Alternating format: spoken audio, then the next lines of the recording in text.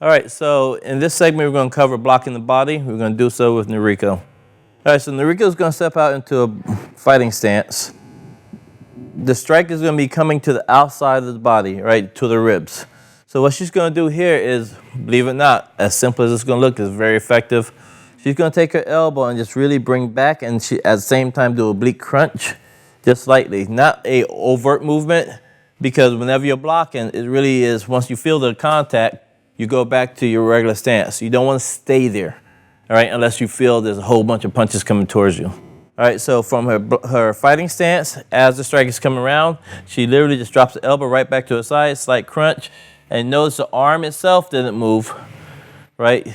Just a slight movement downward, right? And the same thing on the right side and back. Okay, slight crunch, she drops the elbow just to protect the side. All right, so if she's facing me, so again, this strike is coming to the ribs. That could be a roundhouse kick. That could be a striking this way. It could be a bat or a pipe.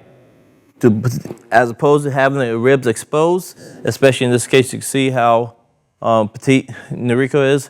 If a strike is here, it could be very devastating to her. But instead, she just drop her elbow here. And now, again, she increases the surface. So whatever strike hits here, as you can hear the slap, all right, that force is now dissipated over the larger surface as opposed to her body and her ribs taking that strike.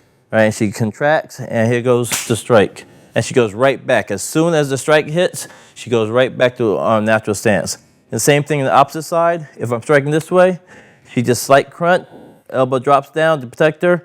Her hands are not too far from her face, because if I strike here and want to go back up, she could easily go right back into the blocking to the head strike. Position. All right, thank you. All right, now we're going to talk about blocking the body from a shot coming towards the interior. So in other words, it's coming straight as opposed to outside. All right, so what's going to happen? Noriko's going to step into a fighting stance. And at this time, instead of just dropping arm out to the side, she's simply going to rotate her body. Just rotate her body using the forearm as the blocking surface, whoever is coming towards the inside of her shoulders. All right? So Noriko's going to face me. So once again, this is a strike that's coming straight, like a thrust, like a punch, like a knife. All right? And you notice all she's doing is just rotating her body. And this rotation is going to bring this elbow and allow this forearm to divert the force of whatever's coming at her. So let's say if I'm coming with my left arm, she does the same thing. Okay, facing the front again.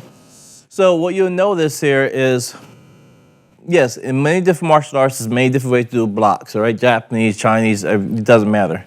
What I'm teaching here for self-defense purposes is the fact that we're taking a simple blocking strategy and technique. So now I can just move my arms up to block my head, block my body, as opposed to spending years and years learning how to do a head block, outside, inside block.